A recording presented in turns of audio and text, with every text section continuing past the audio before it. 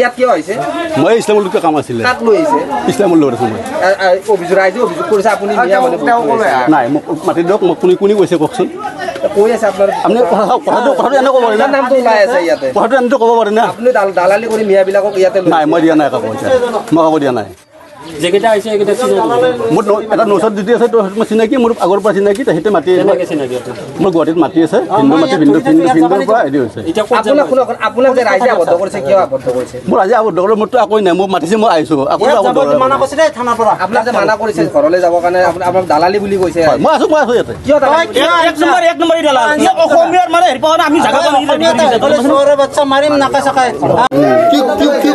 কৈছিল যে অলপ মাটি আছে, মাটিখিনি বিক্ৰী কৰিবি নেকি? বিক্ৰী কৰিম গুৱাহাটীৰ পৰা আহিছে। মুস্তাকিনে কৈছিল অলপ মাটি আছে, মাটিখিনি বিক্ৰী কৰিম। সেই হিচাপত অলপ পইচাৰ দৰকাৰ পৰিছিল। ইছলামৰ হয় মাটিটো। মোক দিছে আপোনাৰ মই দিছোঁ টকা 3,60,000 টকা। ইছলামক দিছোঁ। মাটিটো হ'ল মোক 2 কটা মাটি দিছে। মোৰ তাত দলিল আছে অলৰেডি। দিহিনা নতুন দিহিনা 3,60,000 টকা। মোৰ অৰিজিনেল ঘৰ হ'ল বহৰী আৰু মই গুৱাহাটীত বিজনেছ কৰোঁ, দোকান কৰোঁ মই। ক'ত দোকান আছে? গুৱাহাটী আপোনাৰ হেৰি খানকা ৰোড। এতিয়া মোৰ দোকান আছে। এতিয়া নহয় শুনক দাদা, নহয় চোৰ নহয় দাদা। শুনক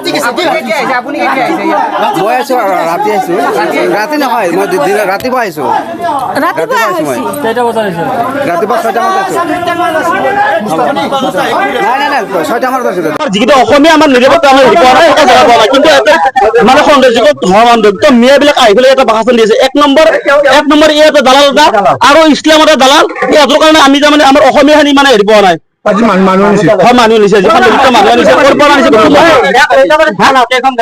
গাড়ী এখন হৈছে ইয়াতে হেৰি টিংপাত বা তৰ্জা বা চব আনিছে। ইয়াতে ঘৰ বনাব ইয়াতে থৈ দিছে, ষ্টক কৰিছে আৰু ইয়াতে দোকান এখন হেৰি কৰিছে, ভাড়া কৰিছে ইয়াতে। এতিয়া ইয়াৰ নাম মুস্তাক আৰু এটা ইছলাম বোলা। সিহঁতে বোলে মাটি বিক্ৰী কৰিছে। আগতে বিক্ৰী কৰিছে, এতিয়া আহি পাইছে 4 বছৰ পিছত।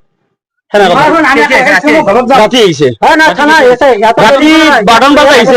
আমি এতিয়া গম পাই পেলাই আমি ইয়াতে আহিব আকাদি ইয়াতে পৰিয়ালটো আছে একেলগে। ইয়াতে মানে আমি তদন্ত কৰি পালো। মোটামুটি 6-7জন দল আহিছে, 9জন মান আহিছে। আবদ্ধ কৰি ৰাখিছে আৰু আমাৰ যি দালালগিৰি কৰে সেইটো ৰাখি কৰিছো আমি। ইয়াতে আমি তদন্ত কৰা ভাবো। ইয়াতে তেনেকে আনিছে। ইয়াৰ নাম মুস্তাক আৰু যিজন আছিল মাটি বিক্ৰী কৰা মানুহ সিহঁতে আছিল ইছলাম। সিহঁতৰ তদন্ততে সিহঁতৰ হেৰিটা আহিছে। আচলতে আমি আজি ৰাতিপুৱাই আমাৰ মন কী বাত অনুষ্ঠান আছিল। মন কী বাত অনুষ্ঠানত থাকিল। তাৰপিছত খবৰ পালো যে ৰাতিপুৱাই ইয়াতে এটা কৰবাৰ পৰা উচ্ছেদিত পৰিয়াল আমাৰ এই অঞ্চলত আহিছে, মানে দিহিনা বুলি কয়। আমাৰ একাধিক ওচৰতে লাগি আছে দিহিনাত আহা বুলি খবৰ পালো। তাৰপিছত দিহিনা ৰাইজে তাৰ পৰা খেদি দিছে। দিহিনা ৰাইজে খেদি দি পেলাই তাৰপিছত আমি খবৰ পালো যে একাধিত আহি পেলাই একাধি বজাৰৰ ওচৰত থকা বুলি। তাৰপিছত আমি ইয়াতে আহিলো, তেওঁলোকৰ লগত কথা বতৰা পাতিলো। তেখেতসকলৰ আধাৰ কাৰ্ডসমূহ ললো। কিছুমানৰ এড্ৰেছ গুৱাহাটীত আছে, কিছুমানৰ এড্ৰেছ আছে বৰপেটাৰ ফালে, চেঙা বহৰীৰ ফালে। তেওঁলোকক কিয় আহিছে ইয়াত সুধিলো। তাৰপিছত তেওঁলোকে ক'লে এজন মানে আমাৰ কৈছে মুস্তাকিন নামৰ মানুহে তেওঁলোকৰ চিনাকি বোলে, তেওঁলোকে আনিছিলে ইয়াতে। আৰু আমাৰ ইছলাম বুলি যিটো ল'ৰা, তেওঁৰ কিন্তু পৈতৃক সম্পত্তি। তেওঁ বিপদত পৰি কিনে তেওঁ 2 কঠা মাটি বিক্ৰী কৰা বুলি কৈছে। 2 বছৰ আগতে মাটিটো কিনা বুলি কৈছিলে এওঁলোকে। কিন্তু এই চিটুৱেশ্যনত আহিছে অহাৰ কাৰণে আজি দিহিনা ৰাইজে খেদি দিলে। এতিয়া আমাৰ ইয়াত যেতিয়া আহি ৰখিছে, ইয়াত আমি ইয়াৰ পৰাই তেওঁলোকক ইয়াৰ পৰা যাতে গুচি যায় তাৰ কাৰণে এতিয়া আমি উচ্ছেদিত বুলি সন্দেহ কৰিছো। কিন্তু তেওঁলোকে নহয় বুলি কৈছে। তেওঁলোকে আবদ্ধ কৰা হৈছে নিশ্চয়। এওঁলোকৰ ব্যক্তিজনৰ এনে আধাৰ কাৰ্ডৰ এড্ৰেছটো গুৱাহাটী ভেটাপাৰাত আছে, কিন্তু সুধিলো তেওঁ চেঙা বহৰীৰ বুলি কৈছে। এজন ব্যক্তিক আবদ্ধ কৰা হৈছে। এজন ইয়াতে আবদ্ধ কৰিছে। তেখেতে কলিতাগুচি দালাল কৰিছে।